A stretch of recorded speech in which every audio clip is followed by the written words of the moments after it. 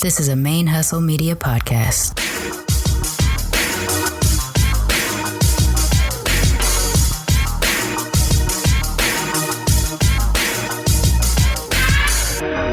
Hello and welcome to the show. My name is Jackie O and you're listening to Militantly Mixed. Yo, this is Rashani from the Single Simulcast. And when I'm not making you laugh or making up parody songs, I'm kicking back, listening to Militantly Mixed.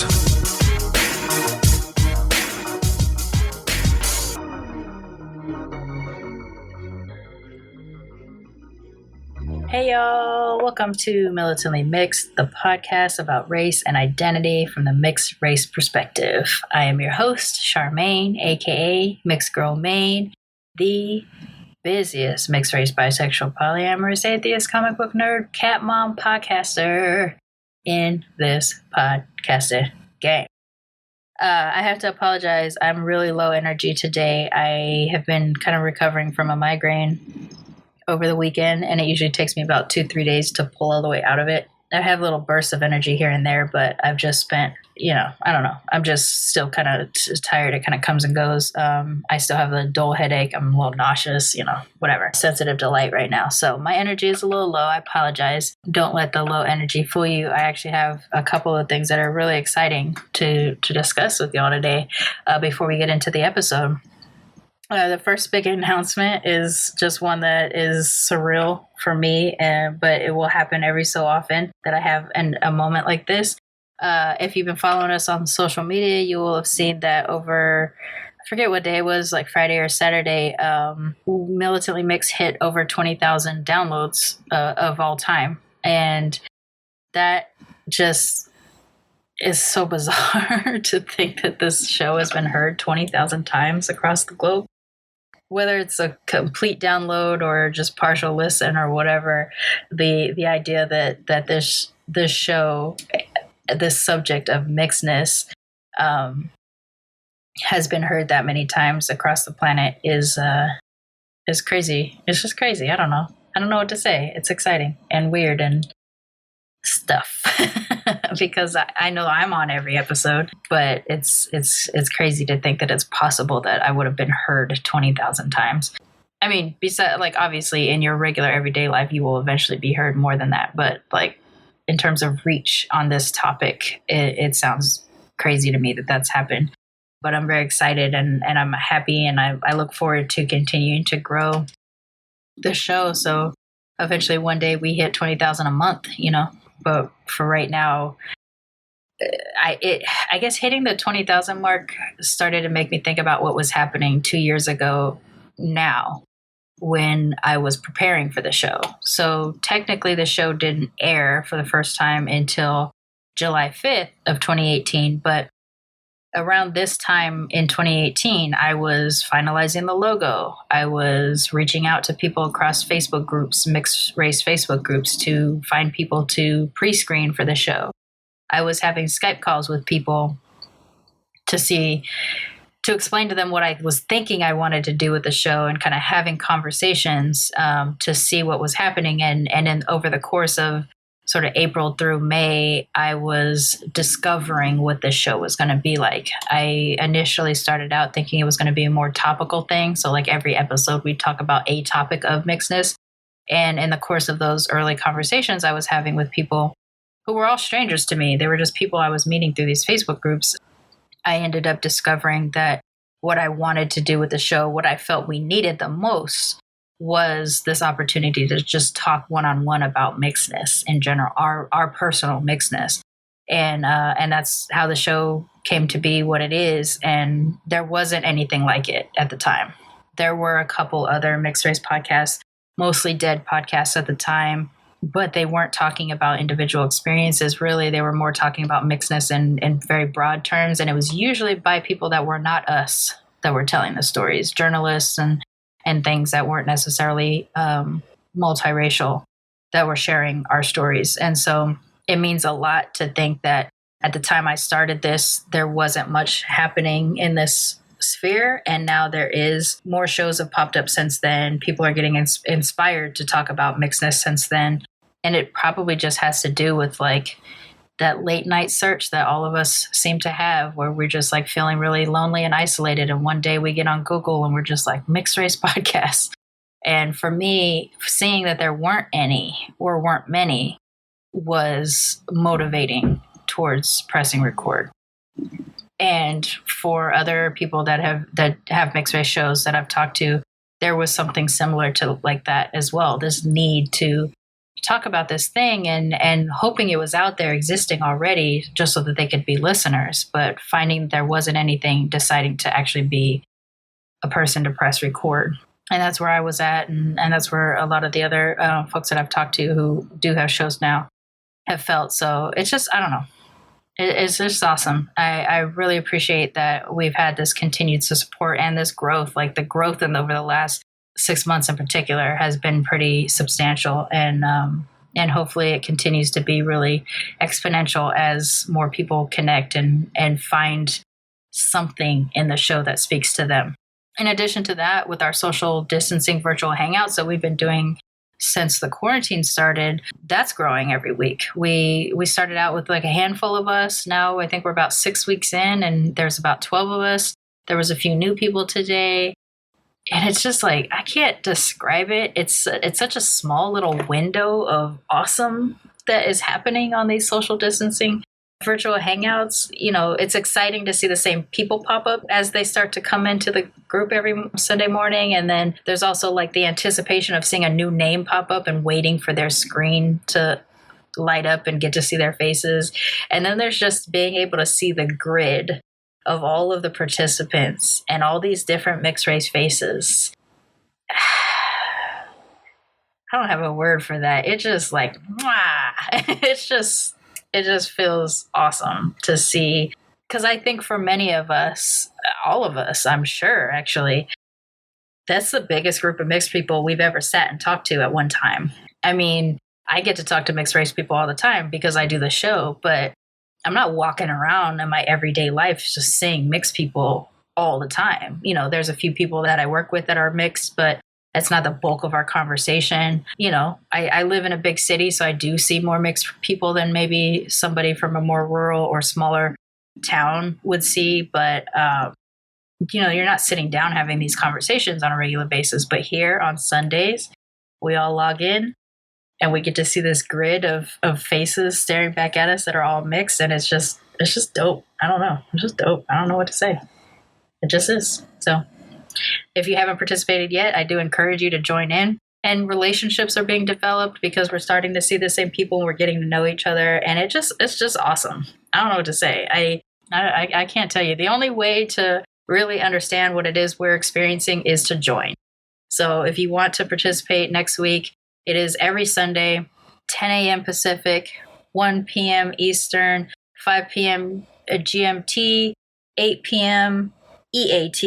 It's a pretty broad time so that we can, you know, hopefully get a big time spectrum of folks. But it's awesome. It's so great. And depending on whether or not you're, you know, more vocal or less vocal, or you're just there because it feels good to have this sort of environment, all are welcome. And it feels great to have this experience. So if you're on Facebook, you can join the Facebook group and you can find access to the event link there. If you only access the show through, say, Instagram or Twitter or whatever, you can slide into my DMs at Militantly Mixed and I can send you the link that way, because I don't want to post it too publicly anymore. Just ever since that security stuff with Zoom started to pop up, I don't want to inadvertently introduce hate speakers into our group. Or you can send me an email at charmaine@militantlymixed.com. That's S as in Sam, HAR, M as in Mary, A, N as in Nancy, E, at militantlymixed.com, and I'll send you the link that way. And of course, like some people come every week, some people come every couple of weeks, whatever the thing is, you know, just show up and see how you feel. And it is, for me, it's not a forgettable experience. I will carry the joy of this little window of time where we get to do this for forever.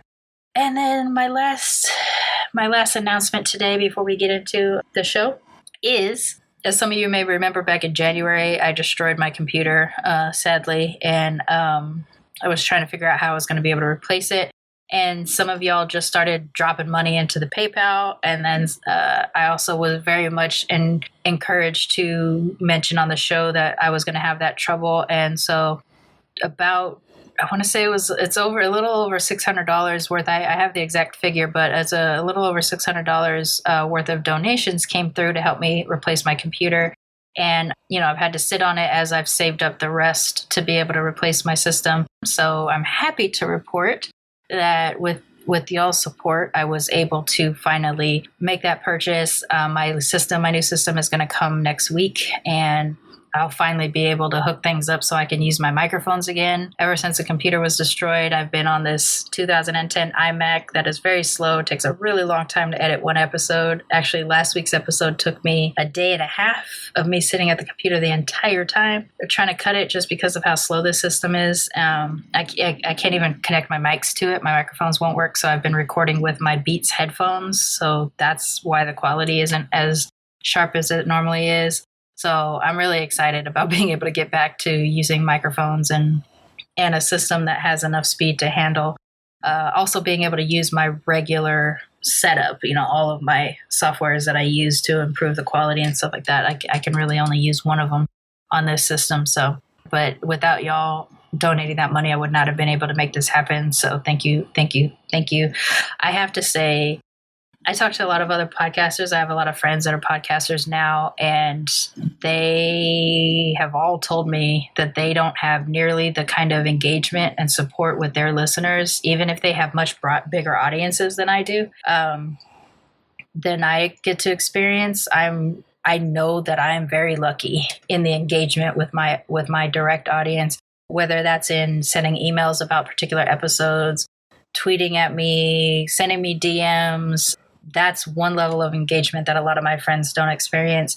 And then we get all the way down to the financial support in terms of Patreon, the monthly support, and the when something pops up support that comes through and y'all just start dropping money in the PayPal.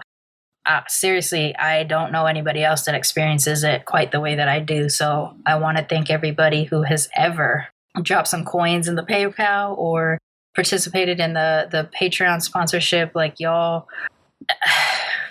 I mean, you just make it possible to keep this going. It does get harder financially to keep it going as the show grows, but you all keep me at that level where I'm able to keep it up, and it just surpasses my dream of like what this would be. Eventually I do want to get to a point where this is my whole professional gig, that I am a podcast producer and I continue this show and it's the only thing I do, and I don't have to drive to a school every day to work in HR or whatever. But, until that is my reality, your support is the whole reason why I'm able to keep this going. So thank you. I'm sure I'll be posting pictures of my new system once I get it. Okay. All right. I think that's enough. Let's get into today's episode. My guest today is Dakota. He is a student at UCLA, and he and I started talking sometime last fall. He had sent me an email about a particular episode, and then after a while had sent me an invite to speak at the Mixed Race Heritage Conference that was supposed to be going on in May of 2020. Of course, coronavirus, all that is canceled right now, but he has assured me that come next year when we can get this all going again, if I'm available, I will be able to accept next year's invitation, I guess. And I was really bummed to have coronavirus affect this thing. Getting this invite to be able to speak at the Mixed Race Heritage Conference this year was huge for me. It is exactly what I want to be doing. I love talking about mixedness. I love being around mixed people. I want to be involved in the empowerment of mixed folks in any way, shape, or form. And so I was so excited to get this invite, and then so crushed when the world changed and I wasn't able to do it. Like, that was my personal sad little moment of realizing the impact that this could have beyond, of course, the life or death element of it. This was just a way in which this pandemic has impacted other aspects of people's lives. And, it's a bummer to not be able to do it, but it was really a good opportunity to be able to just connect and kind of get to know Dakota a little bit better. So I invited him to come on the show. Dakota is triracial. and, like all of us, has sort of varying degrees of access to his various cultures and ethnic heritages. And he translates all of that into his work on campus with the various clubs that he is involved in, and of course in organizing the events that are related to the MSU organization at UCLA. So we just had a really good conversation. It was about sort of mixed activism, I guess, if that's the word I guess I would use more. I won't put that word out for him necessarily. But this idea, like I do with the show, or like Jay does and Dakota does with the mixed race student organizations that they do on their campuses, it's not just finding a community so that people feel like there's people like them in the world, but it's also like actively trying to use our work to empower other mixed people. And that's something that I feel very passionate about as the host of Militantly Mixed. I get the impression that that's something that Dakota feels very passionate about, which you will hear here in a moment. And of course, referencing back Jay from a couple weeks ago, because he's in a similar boat, being an organizer for Mixedness on a college campus. So I'm going to go ahead and drop it over to the episode. It's so exciting to see that there are people, the younger generation from me, that are getting to do this thing that I would have loved to happen when I was in college, but it just wasn't available at the time. And at the time, I wasn't empowered enough internally to even think about starting it on my own. So I'm excited to see the work that people like Jay and Dakota are doing. And if there's anybody else out there that are organizing mixed student unions for their universities or their high schools or whatever it is, please connect with me, because I want to be able to share in support of that and let the world know that you are out there existing and doing this kind of work. So without further ado, please help me in welcoming our latest cousin to the Militantly Mixed family, Dakota.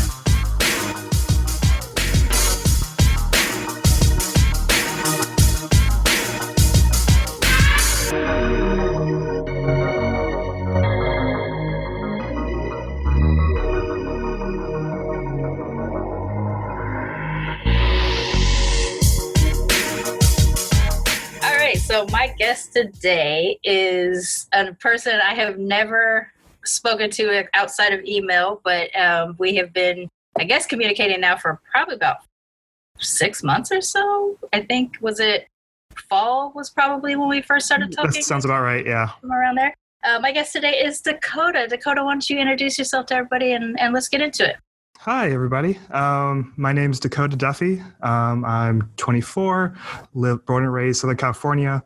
I am one of the directors of UCLA's Mixed Student Union. I have been for a few years now, and I am Black, white, and Native American. So I think that's also, we haven't actually even talked really much about your heritage and everything like that. How connected or involved are you in all aspects of your triracial identity? Here and there. It feels a little disjointed. Okay. Yeah, I feel like in the few years past, I've tried to connect with my Native heritage a little bit more, but it's tough if your family's not as connected. Right. Yeah, so I know my lineage. I could trace it back on my mother's side, but that's like something I've had to work towards to like get closer with, and it's been a struggle for me. Okay. And then my Black heritage, I look Black, so I pass as Black, so that's something I've lived with and worked around. And does that feel not quite fully comfortable passing? I don't know. I wouldn't say it created like some sort of like disjoint identity where I always like just consider myself Black all the way up through high school and until I got to college, where I really had to like reanalyze that. So like mixedness wasn't a thing I really like thought about outside of like novelty, outside of before college and before I actually explored my identity. I was just the Black kid. Did you go to a predominantly white school?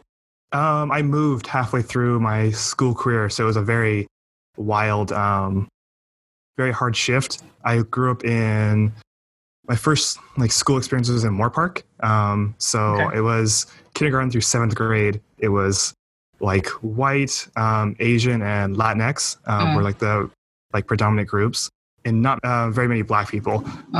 So kindergarten through fourth grade, actually through fifth grade, I think I was the only black kid in the class. So that's how I grew up. And then I moved to the Palm Springs area from like seventh grade all the way through I graduated. And that was, I think, majority Latinx and white. And there were more black kids than there were in Moore Park. But in my classes, I was like the one of like 2 or 3 every year. So it was predominantly like Latinx, white, Southern California sort of mix blend. So in presenting more black but growing up without that many black folks, you're kind of forced to represent something that you don't really have that much access to, I guess, in that respect. And so I guess that's the disjointed stuff that you're talking about. It's just like kind of a jacket that doesn't fit all the way. Exactly. Yeah. It wasn't until I talked to mixed people that I kind of understood that as well. It was like, I felt like I was trying to be the like representative of something like I not really am super involved with. So it's like trying to advocate for like a position you're like not all the way there at. Yeah. So it did feel like I wasn't like, I hate saying this because it doesn't feel like right, but it doesn't feel like I was black, but I was at the same time. That's what I meant by disjointed. It wasn't like, there was no real connective tissue there.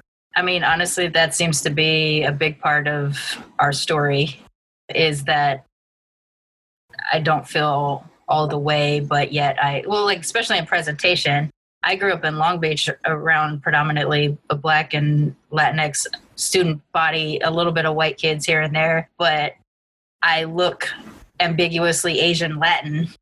And so I'm not even representative of any of the groups that are part of my heritage. And yet I identified more as black than anything else because culturally, that's what I had the most access to. So if I was around my own black people, no questions, it's fine. But if I go around new black people, credentials.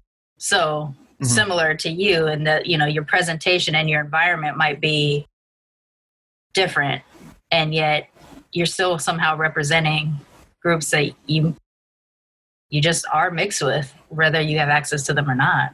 Yeah. I mean, all my blackness felt, I didn't want to like overdo it. I wanted to represent that sort of like aspect to it growing up, but I didn't want to be like performative. Right. So it always felt inauthentic to be like, talk about soul food or whatever and things I like never really connected to. Oh, you didn't really grow up with even food and things? No, because I wasn't really like super connected with my dad's family. And my dad's kind of a nerdy like software engineer. Okay. So he's a QA tester, but same thing. So he grew up and he like passed down some of the things like music. So I'm really into like 90s hip hop and stuff like that, like West Coast hip hop and like R&B, and that's where I got a lot of my music taste from. And like all that sports knowledge and stuff like that. Like I'm a huge Lakers fan and I've played basketball and football and stuff like that. But beyond that, it was like, that's about where it ended in terms of like my blackness, my cultural blackness and things like my hair. I didn't learn how to do my hair until I got to college. Like how to handle like curly hair. You had to be around other black folks, or did you just use college as the time to like find a proper barber shop and all that? Both. It wasn't like, because up until about, because I wasn't with my dad I didn't live with him past like 7th grade. So because my parents split. So I lived with my white mom and she took me to like supercuts and like cut my hair there. And, yeah. So she had no idea how to even, like, handle that stuff. So I had a buzz cut all the way through most of school. I grew out an afro for a little while, but that was like the extent of it. So it wasn't until I got to college where I was like learning, like exploring the like ethnic part and the Target hair supplies, and looking for stuff specifically for curly hair and seeing other black folks around campus. And it was just a lot of like self-exploration. Right. It's so wild too, because my mom, although my mom is the Japanese and white parent, she is a hairstylist for black hair. And my dad is the black and white parent, but he was he did almost everything in his power to not represent Blackness, except that he kept moving us to Black neighborhoods and putting us in Black churches. So he had this weird like push and pull with his Blackness that like he missed me entirely. Like I was just Black. That was it. I was just Black. Mm-hmm. And my brother, similar to my dad, really struggled with the Black identity and all that kind of stuff too. The I guess struggled with the difference between like urban Black versus suburban Black or something like that. My dad grew up very suburban like, and then moved us to the hood. So I was very hood Black. So my Blackness and my dad's Blackness like didn't match. So it was hard to inform my Blackness, I guess, through him. I was like informed, my Blackness was informed through the other people that were around us. And with the hair, like I was that mixed kid that because my mom did Black hair, I would see other mixed people and I'd be like, hey, why don't you come over?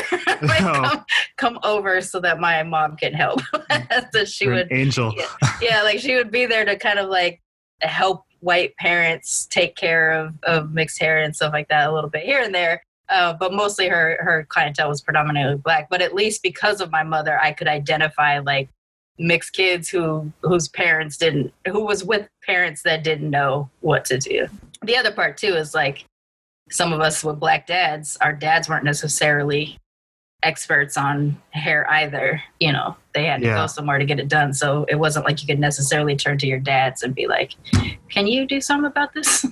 Yeah. My dad, he had, for the most part I knew him, he just cut it short, like real short every time. And he was our barber growing up. So he would just like, he didn't want to have to deal with long hair or anything like that. So he just cut all of our hair real short. He did have locks like throughout like early 90s, like right before I was born. And for a few years while I was a little like infant, he had these long dreadlocks because he was big into reggae and stuff like that. And but it was like the dreadlocks, and then he cut them all off to go to his like computer jobs. And then ever since then, he's had it short. So like in terms of like hair products and stuff like that, it was a whole new world I had to learn when I got out of high school and into college on my own. I feel like I've seen a picture recently of you on Instagram that is your hair kind of like looser locks? Yeah, it is. It's not locks. I try to avoid having it like lock up, but it's like long, curly. I wouldn't know how to describe it. But it's like loose curls, long curls. Yeah. Right. And do you consider that as part of like a journey into your mixedness is sort of playing with different styles with your hair? Yeah. I mean, I wouldn't say it explicitly was fueled by like my identity or anything like that. It was just, I was like tired of cutting my hair really short. And like, I wanted something different. I wanted like a little flavor or something. Yeah. So it's something interesting because I mean, I remember some of the things I struggled with when I was young was like, seeing like all these like people idolize like Zac Efron and like Justin Bieber and like all the hair was like the big thing about these like white superstars. And like, I knew I would never have anything like that. So I was like, grew up, it was like, oh, I wish I had like hair I could like play with or something like that. It wasn't until I got to college where I was like, I'm gonna do something about this. I see. Yeah. So I grew it out and like figure out what my texture was and played around with it a little bit. And we have so many more like dedicated to mixed hair products now that we definitely didn't have when I was growing up. You may have had a little bit more when you were growing up, but if you had access to it, but like there wasn't anything like Mixed Chicks or Mixed Tina or anything like that for specifically mixed hair until recently. So there's a lot more options now. It's a good time. Yeah. So was it also in transitioning to kind of going into college and everything like that you started to look at the different sides of you, like including your Native American ancestry and everything like that? Yeah. College was like, everyone says college is great for self-exploration, and I agree. Just trying to figure out like my background and realizing like I'm part of these communities and I like have access to these communities. I should be kind of a part of them. So, I mean, growing up, I never really felt like I had that. Right. So I took college as like an opportunity to like use that as such great accessibility to these groups on campus that are running free events once a week, like free meetings where you get to be part of that community and kind of explore that heritage. Did you join multiple like ethnic groups, or did you kind of go straight into what you were missing growing up? I hit a big like smorgasbord of things. One of my issues is I'm like over involved a lot of times. So Okay.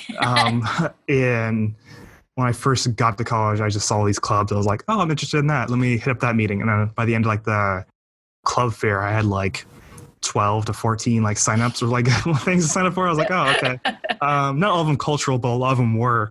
So I was an electrical engineer coming into college from that dream. That dream has long died, but I was a part of like Soles, which is the Latinx engineering group. And I'm not Latinx, but I was like a part of their, like, I felt like I had a connection to them a little bit. Probably to California around other like Latinx people. We have access to the culture growing up down here, even if we're not members necessarily. Yeah. And then NSBE, the National Society of Black Engineers, I was a part of. And then the one I was most heavily involved in was ACES, the American Indian Science Engineering Society. All three were part of like a triorg. So they all like interchanged members, and like all the members had like a lot of overlap. But the one I was heavily involved in was ACES, the American Indian one. So it was a nice blend between my like Native American like heritage that I kind of wanted to connect with a bit more, and my engineering like dreams at the time. How did you find out your ancestry? Like, does your mother's family keep records, but they just don't talk about it too often, or were you the one who actively sought it out and found out your lineage? My mom was very proud that she gave me the name Dakota because she really liked her Native American history and didn't want me to really forget that. So I look black, but have a very Native American name. And I've been kind of like sliding through with that. And in elementary school, she signed me up for this like Native American history like bonus thing. I don't even know what it was called, but it was like an extracurricular activity of some sort. Sort of, yeah. Like once a month or once every 2 weeks, I get pulled out of class with one other girl, and we would like go to this little tiny conference room with like a little teacher, and like it was just us two. And she would like, I think there was one other person once, but it was like 2 or 3 people, students, and she would like teach us about what Native American history was, and it was like a little bonus thing. And I had no idea like how my mom even signed me up for that, or why she did, or how she even heard about it. But it was like it was a nice school district, so they had a little extra money to throw towards things like that. So it was that I learned about. And then my mom's family also has like a online like family tree, because my mom's family is all from West Virginia, Ohio, that sort of area. So they all have, and that family out there like keeps like records of like how far back all the trees go, and it's like a hobby of like a couple of my distant relatives. So I realized like I have like cousins like that I didn't know about, and I was able to trace it back to like Tecumseh, who was a oh wow. Yeah. If you know who that is. Most people don't, so I'm so glad you do. Yeah, but he's like I'm a direct relative, direct descendant of his sister, I think.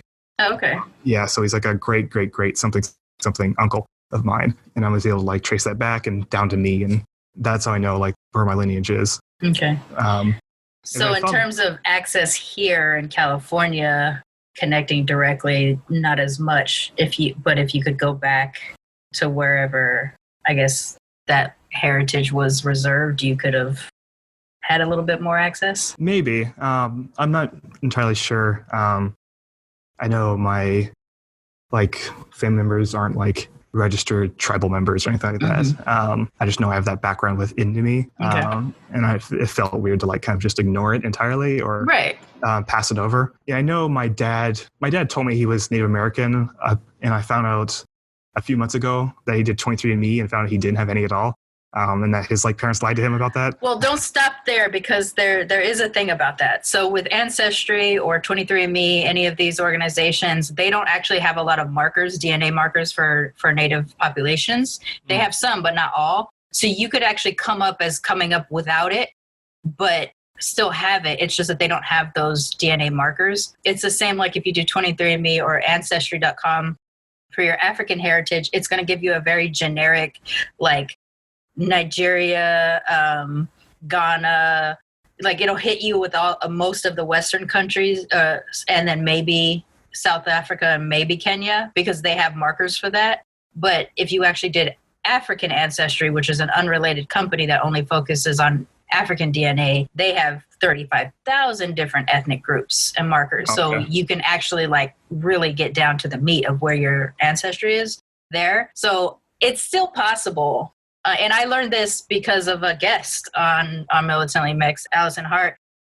She was the one who, I thought the same thing. I was like, yeah, we have tales in our family. I go, we got pictures. My great grandfather very much looked native, but he was darker skinned, like, black. And she's like, oh, that's just because they don't have it. They just don't have your tribe there. So they're not even going to be able to come up with like they're not even going to be able to do that because they just don't have those markers in their system. Okay. So it's still possible. Okay. Well, my dad's allegedly Blackfoot as well. My mom is Shawnee Indian, which is the Tecumseh part of it. Mm-hmm. So I have that sort of background. But even exploring that when I got to college, I was like super nervous about it. And I hated did you feel like it was appropriation in a way? Yeah, a little bit. Okay. When I joined ACES, the thing is there wasn't a lot of other Native Americans in engineering. Mm-hmm. So the rest of the board was made up of like Latinx people and like non-natives. Because of the three orgs, it was like more of like a subsidiary of like a larger like ethnic diversity engineering organization. I see. Yeah. So that like called SEED, Center for Engineering and Excellence in Diversity. And then underneath that, it was like connected to that as the three like organizations. So if you under like the SEED umbrella, you kind of get really exposed to all these organizations and you get tagged to be on the board for all these a lot. So a lot of the positions are filled with like people that aren't really related to that ethnic group, especially for ACES because there's so few Native Americans in the college setting alone, let alone engineering. So I think the 2 years I was on the board for ACES, I was like the only Native American there. So I feel like I had to be an advocate like for that sort of thing, but I had no experience of that. So I was like caught in this little like middle of like trying to be an advocate, but not knowing really anything. And which goes back to me being in high school. Yeah. And it's kind of an awkward aspect of our mixedness too. It's just because the generations that preceded us didn't either have access to or didn't have an interest in discovery. Now we come in and we do have that interest because we're trying to figure out where our identity sits and we got to start from somewhere, For me, a big thing that I've been attaching to lately, and I didn't know this was going to happen, but I did do the African Ancestry database one, and that traced my family back to 3 different tribes in Gabon, like very specific. Like I know exactly what village is and everything like that, which was, I didn't expect to be that moved by it. Like I kind of felt as sort of a, descendant of African slaves, like this was my lot. I was never going to know. And so I didn't feel comfortable claiming African American as my title because I didn't feel like I actually had a bridge to Africa. I felt like a Black mixed person, right? And then I take this and I find out what tribes we come from. And it's suddenly like I was moved more to trying to understand something like it answered some questions it answers questions as to why the men in my family are built a certain way, because if I trace it back to the Dakota people in Gabon, they're actually built very similar to the way my dad is built. And, things like that. Like it was answering questions about phenotypes and things. It was answering questions about like when I hear certain kinds of drums, why I respond so strongly to them. Like it made me feel like it was answering those kinds of questions. But the biggest thing is that it finally gave me that bridge to Africa. So it gave me a path to search. Like now I can actually search for this identity to figure out like where it got started and where it got lost. And it sparked my interest in both indigenous futurism and Afrofuturism. So I've been getting I'm a sci-fi nerd and geek and all that kind of stuff, comic book geek and stuff. So I started like reading a lot more of indigenous and Afrofuturism. And I've discovered in my journey of doing that on the African side, I actually discovered that a lot of Navajo is where a lot of the sci-fi, like cultural sci-fi is. And so I started reading more indigenous futurism from the Navajo Nation. And like the way they incorporate science and like history and narrative and all into one thing. And it's given me this whole new way of connecting to something, whether or not, like, because I know what my family story is in terms of Native American heritage, but we don't have any registered members either. So it's kind of like, well, how do I find access to it? And I'm kind of finding access to it that way, of like the narrative side of it versus me being able to, because I can't actually trace anything.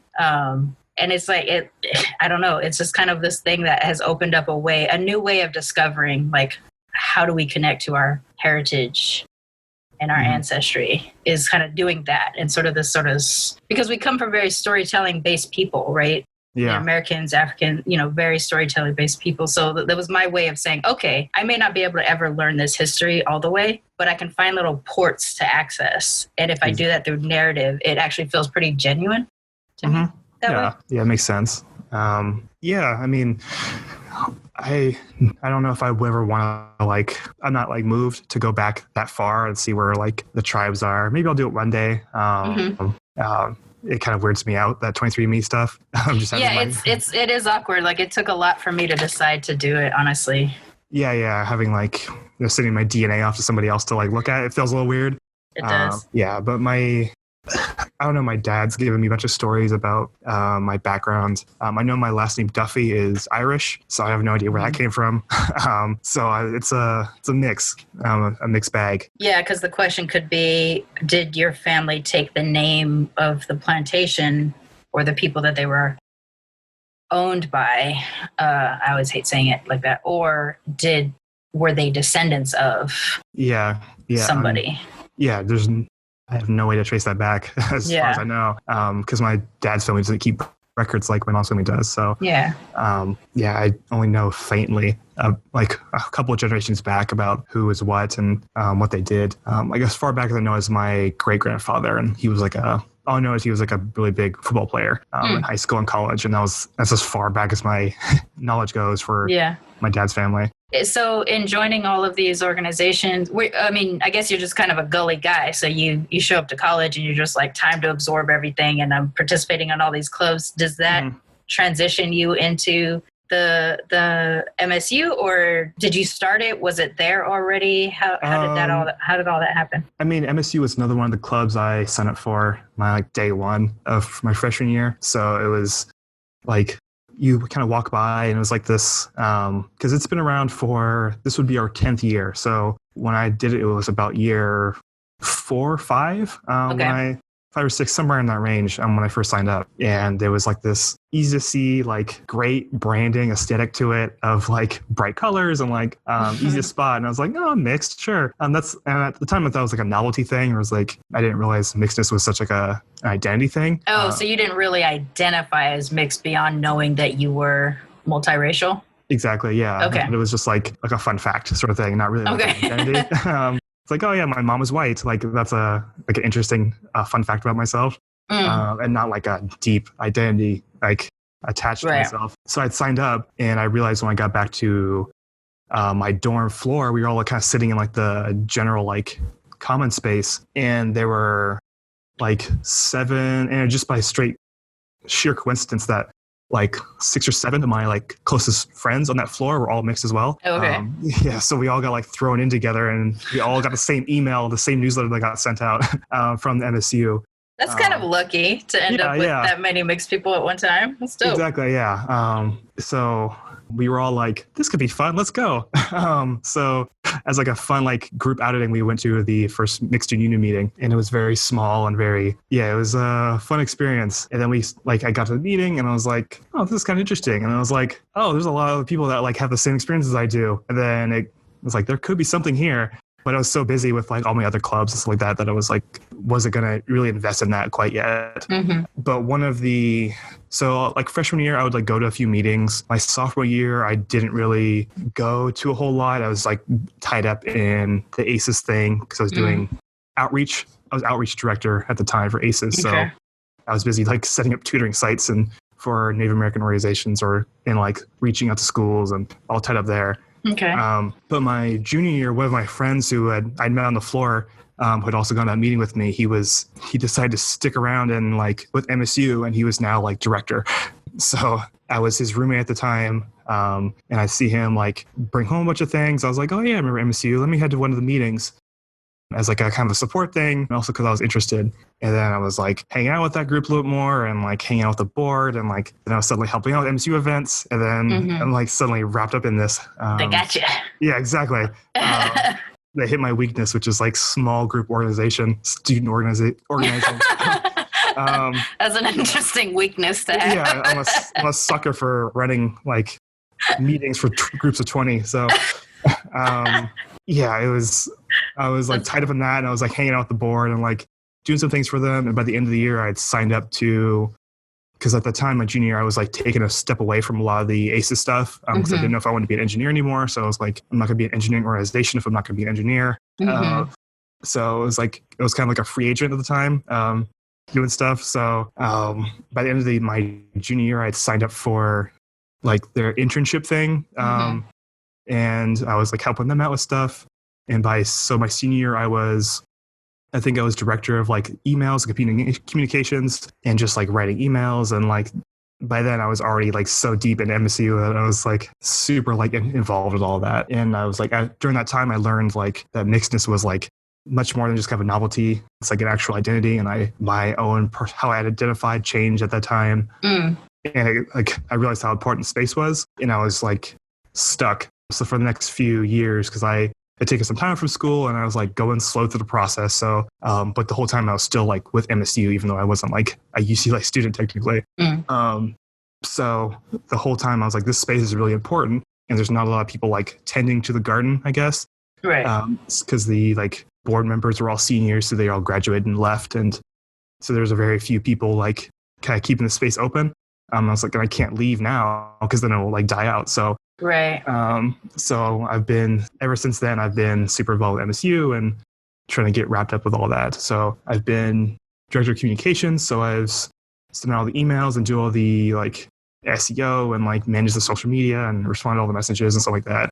And then I eventually moved up to like a full-blown board member where I handled the meetings and stuff like that. And now this year I'm like I was organizer of the conference. Right, which is how we connected. Exactly, yeah. Our conference organizer. And this would have been our 8th straight year of having the conference. So we have a lot going on, and I'm invested in 2D now. So are you close to graduation, or will you be able to be involved next year as well, or? Yeah, I'm about a year out. So okay. Yeah, I've taken some time off just for my mental health. I had a bad stretch of like depression early on. So I was like just not there for I didn't have the ability to like do all the stuff I want to do and like be good at school at the same time. So I was like, I was like, my grades are tanking. So I was like, let me just take some time off, take a time out. I'm glad you did that for yourself, because that's not something like our culture allows for us to do that often, but we really fucking need to do something like that for us. So I'm glad you did take that time. Yeah, I realized I was dragging like burnout from high school, where I was, because I'm me being Mr. Super involved. My senior year, I was taking, I think 4 or 5 AP courses on top of being student body president. So I was like gung ho. Oh, wow, you were like, you've always been involved. Always, yeah. I've been involved with student leadership since 8th grade, I think. So I was 8th grade ASB, and then 9th grade I was freshman class treasurer, and then I was sophomore class president, and then I did take a year off my junior year to like solidify my grades. Yeah. Oh yeah, I guess. I was still studying more AP courses and they try to get into college. That senior year I came back and was student body president. And on top of that, I was like partial founder for like the Clean Earth Committee on campus, which was like a recycling club. And I was doing basketball for 2 years, and I was always super involved. No, momentum carried into college, where I was signed up for everything and I was always involved and on boards and on leadership and all that stuff. And I finally like hit a wall where my body was like told me to stop and slow down. Yeah. So it was just Is this particular time hard for you in terms of not being able to be that involved because of the quarantine and everything? Oh, yeah, absolutely. Yeah. I've realized like any free time I have gets filled up by something. So I'm always doing something. I don't have like any free time where I'm like, let me just like chill. Like I have nothing on my to-do list.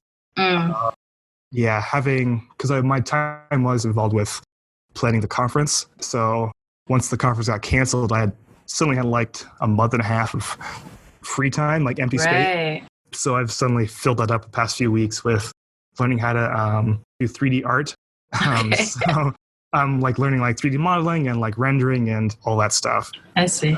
Yes. So how is this going to parlay into your life outside of school once you do graduate? Are you, is your path down activism or? No idea. I mean, I try not to think about the future too much because that's like, it seems like a void. Mm-hmm. I know I'm planning to switch into sociology. I'm a sociology major and everything but name. Okay. So a lot of the stuff I focus on in sociology is related to education. So I have a real focus on education. And I love like learning about education and doing all of that and advocating for underprivileged students and helping them get through school and all that stuff. And that's what drove me to do the outreach director thing early on, where I was able to like go in and tutor kids and like set up like site visits for kids in Boyle Heights that like they need a little extra help or things like that, and like help them put them on an even playing field a little bit more. I don't know if I'd ever be a teacher per se, like an in-classroom teacher, because that sounds like like an education advocate. It seems like that's more kind of your wheelhouse. Yeah, that's more my speed because I love teachers, but I don't know if I could ever be a classroom manager like that. That's the hardest job in the world. Yeah, my husband is a college professor, and right now he's actually teaching kids. Young kids, and I hear it and I struggle to even just sit in the room exactly. Yeah. to be around it. So it does take a special kind of person, but at the same time, education outreach is very important, especially for people of color and underprivileged communities and stuff like that. So having an advocate like that, a position like that, I think is amazing. Yeah. Because I did tutor in my like junior and senior high school. Mm-hmm. I love that. Like seeing the kids like have more confidence over their abilities and seeing them grow is outstanding. It made me feel really good. And it's like, oh, I'm doing something here. And like, I'm helping this, like, I'm changing the like course for this one person. So I can make it a difference. When I don't know if I could scale it up to 30 kids at once. I know. Gosh. 5 days a week. That seems like yeah, that's not for me. But yeah, I don't have the personality for that. But no idea what's going to happen after I graduate. I try to think about it too much because it just gives me anxiety a bit. Well, plus right now the world is so kind of crazy and uncertain. So when you and I first connected, and I don't quite remember your access point to this show. I'm not sure. I know I heard about your show through just chance because I was doing an MSU event at like, we were like recruiting new kids coming in, like new admits over the summer with my co-director Camila, and I was like just thinking about it over the day. I was like, would you want to start a podcast? I was talking to her, and she was like, yeah, that'd be kind of interesting. Like, it was like in my head, I was like, I don't know if there's any other like podcasts about mixed race or identity. So I was like, oh, let me check. And then I like searched it on like a Google podcast, and there was like 40. But like yours was like for the first top 2 or 3 that popped up on there. So I was like, oh, let me give these a listen to see what they're like. So, and I was living in Sherman Oaks at the time and like commuting down to Westwood. So that was like it was a nasty bus ride. That was a rough one. Yeah, so I was taking the metro. Metro. Right now it's not, but no, it was. Year yeah. It was. Yeah. So it was a horrible. I was taking the Metro too, so it was like 2 or 3 buses a day coming down here, and I was like, I need someone to like entertain myself, so I get these like hour-long like Totally Mixed podcasts, like hear what this like Charmaine will talk about. So I was like, oh, this is like really good, and then I became like started listening like every week and all of that. So I don't remember the first episode I listened to, but it was sometime. I'm trying to remember like what was our first connect, and I think it might have been before the invite to participate in the conference. I feel like there was a connection before that, but I don't quite remember. But I do remember it being in the fall, and I think, or no, it might have been, you know what? It was my birthday. That's what it was. So I do think we may have interacted beforehand, but it was my birthday, which was like the worst day. It was just a bad day. And I get your email that invited me to participate in your conference, and it just like flipped everything around. Like it was just like such a big thing. And I was so excited to be considered for something like that, and then of course the world all fell apart a couple months ago. Yeah, exactly. But to know that like because I didn't have events. I didn't have things like that when I was in college. There was heritage clubs and things like that, but there wasn't any mixed race or anything like that. I would tend to go towards the Black student unions, sometimes the Asian student unions, but I was very unwelcomed, I found, in the Asian ones, because not only being mixed, you know, even amongst the Asian groups, you usually segmented off into whatever your groups were. And where I was going to school, Japanese just weren't that big of a population, you know, in comparison to other Asians. So I never really felt comfortable. And the Black student unions, I would feel more comfortable, but then it would inevitably come up. The being mixed made me not enough of, or those of us that were mixed, you know, there was something off about us, you know, in comparison to the major group, or that we weren't going to deal with the same things as the rest of the community was going to deal with. And so I didn't even think to try to start something or anything like that. I would just kind of hope something like that existed. So now to know that there are multiple colleges that do have these organizations, like that makes me really excited. We recently had a guest on the show, Jay, who started the Mixed Race Student Coalition at UVA. I think I'm connected with, but haven't communicated with, Washington State University. They have a mixed race group as well. So it's like, it's nice to know that this is starting to pop up and starting to exist. And I mean, to find out that this was supposed to be the 8th annual Heritage Conference at UCLA, I was like, where have I been? Like, you know, like where I did not know that these things had been in existence. And I mean, it is after my college time, but still that they exist makes me happy. And I think how encouraged I was just to be invited as a speaker. I can't imagine what it's like for students to know that they can go to this place and they're going to see other mixed race people. Like that always fuels me. That's always given me a lot of energy, which is why I do the show. And at the time I started doing the show, there wasn't really any podcasts. I mean, there are now, and some of us know each other and are connected and everything.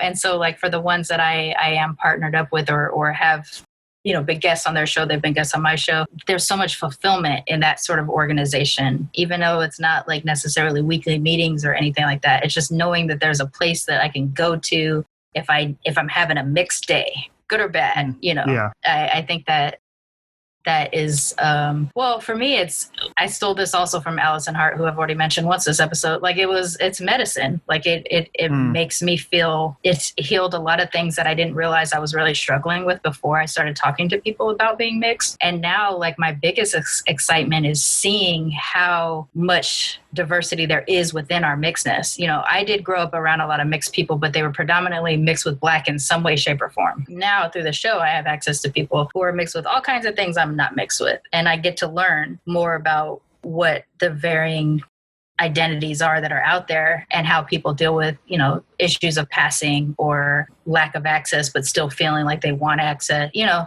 across the board. Like we get to talk about so many different aspects of this. And if not for community, if not for organization, like what you're doing, it's a struggle. And I can say that for real, because I grew up in that struggle, in that lack of community. Yeah. I was fortunate to like inherited the space. I know our MSU started when a couple of our founding members were like, they had both been in their own like monoracial organizations, but they hadn't found like a good space to talk about their mixed identity, which like, because they were a bunch of other people that just didn't quite get it. So, and they had like, I forget how they had met, but they were like sitting in the dining hall and they're like, they're both like commiserating with each other about like not having a space to talk about that sort of thing. So Camila and Tara, yeah, they had like talked about like, they both had the same issues and they're both go-getters, I guess. They're like, oh, let's go ahead and like see what we can do about starting this up. And at the time there was like Hapa Club, which was like a smaller like social club for like mixed white and Asians, but it was like kind of dying out and it wasn't really talking about like deep issues about mixedness. It was more like a social club, like the novelty thing I was talking about. Right. So they weren't really like, still weren't filling that space. So Camila and Tara at the time had like kind of taken over and like inherited and then absorbed Hapa Club in MSU.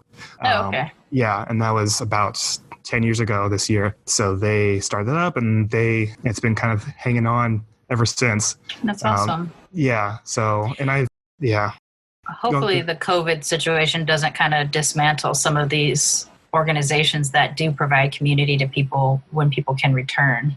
Yeah. We're trying. We're trying to keep it open. It won't die under my watch. I'll tell you that much. Yeah. So I know how important the space is, because every year we go to the first meeting and like we get one or two people that cry because it's the first time they've like had a space where they can open up about their mixedness and like honestly accepted. Yes, that's happened with me on the show too, with guests that like partway through, once they've realized it's the first time they've talked to another mixed person about being mixed, it becomes, it switches from being recording a show to being a therapy section. Yeah, exactly. So every year we get like a contingency of people that are like first time they've ever opened up about their mixedness. So our first meeting every year, first one or two meetings every year is just like, let it out. Like we don't have anything. We don't have anything planned, like no real like events. It's just like, come to this meeting, like let's talk. So people like, that's awesome. Open up and like, yeah, I felt like this way, but never really felt this. And we hear the same thing every year from different people, like the same sort of like, oh, I was never really accepted. Like I was in between two different cultures. One of my parents didn't really want me to feel this way. And I was like, we hear the same like things every single year. Yeah, the hits. Exactly. The mixed race hits. Exactly, yeah. So I know how important the space is, and that's why I like work so hard to keep it open and all of that. Awesome. And the conference is more of a like culminating event. It's more of a community based. Like of course students are invited, but we open it up to the wider community. And that's always like a big thing for community members that come every year, and they're like, it's their one time a year. It's like a mixed family reunion almost. Yeah. A lot of people come back and like get to talk to each other again and like see each other. And I'm so upset that I don't get I know. I'm so bummed you can make it. Well, I'll hold on too. If you're holding on, I'm holding on. So hopefully next year we can go back to normal. Yeah, we're just pushing it to next year. I figured you'd be a really great guest for that. I was so like, it tapped just the right little nugget of my intersection when you sent me the message and everything. So yeah, I knew you're like a perfect guest for it, and I'm so like excited to have you on. And it just didn't work out, but we pushed it to next year. So yeah, and in any way that I can be helpful too, like you feel free to always reach out to me also, because I mean this is where passion meets productivity. I think for me in doing this show is that I'm very passionate about being a mixed race person, but also mixed race issues and how to help mixed race people in the same way that like you talk about with your education outreach and activism. It's like you don't necessarily want to teach, but you do want to provide space and access, for people who may not have access. I feel the same way about the mixedness. If people aren't feeling like they can be their whole mixed ass selves, then how do I help make that possible? How do I empower people to be able to live out loud if they want to, and know that you're going to be uncomfortable sometimes and you're going to struggle sometimes, but ultimately if you can find that nice balance within yourself, that you can just be your mixed ass self. And that, like I said, that topic was very much hitting at the nugget of exactly where I ride, like the line I toe. So however I can be helpful at any time, I would definitely want to be involved. I mean, I know I'm not affiliated with UCLA or anything, but I will be whatever helpful I can, because I think it's important. Yeah, I really appreciate that. We are coming close to the end of this, though. It does fly by. But before we wrap up, I do like to ask all my guests at the end of the episode, what do they love most about being mixed? And since your journey has kind of gone from sort of no access to claiming your access, what have you found in this time that you love most about being mixed? I thought about this because I knew you were going to ask. I'm an avid listener. I think my favorite part about being mixed is having multiple perspectives. So I've always tried to put myself in the shoes of other people, and being mixed and having multiple backgrounds makes that so much easier to understand like where these people are coming from, and trying to meet them where they're at is like fueled by being mixed and having multiple perspectives and growing up with different kinds of people and seeing like understanding their backgrounds and why they think the way they do and act the way they do. So just having multiple perspectives is something that seems like a superpower almost. Yeah, I love that. Why don't you plug how people can find MSU, you, whatever? Yeah, so MSU, UCLA's Mixed Student Union, we're doing events. We're basically mostly just a student organization, but you're free to join us and see what we're up to. We're most active on Instagram at UCLA_MSU, or we have a big, really pretty Facebook page as well called UCLA or Mixed Student Union at UCLA. So, and if you want to follow me, I'm much less interesting, but my Instagram is just at Dakota_Duffy. So I will put the links to the Instagram and the Facebook for the MSU in the show notes and everything for everybody. I mean, that's it. Thank you so much for coming on and also just providing a space for mixed students to be able to feel like they have a community that they can access. Community work is by far something that I value over almost anything. You know, Militantly Mixed is named Militantly Mixed because I do believe in racial militancy in service to community and things like that. And I think that's exactly what you're doing. So I thank you so much for what you're doing for mixed folks out there that need a place. Yeah, likewise. Thank you for having this podcast. Yeah, having a voice in the audio sphere. Yeah, it was a lot of fun. Thank you. It is.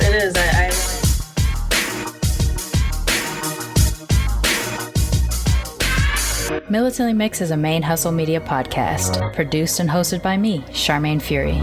Music is by David Bogan the One.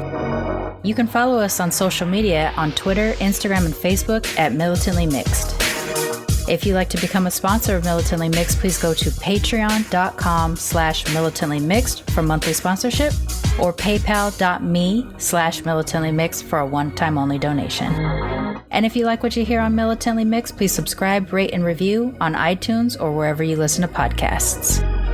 And don't forget to be your mixed-ass self. Main Hustle Media. Turn your side hustle into your main hustle.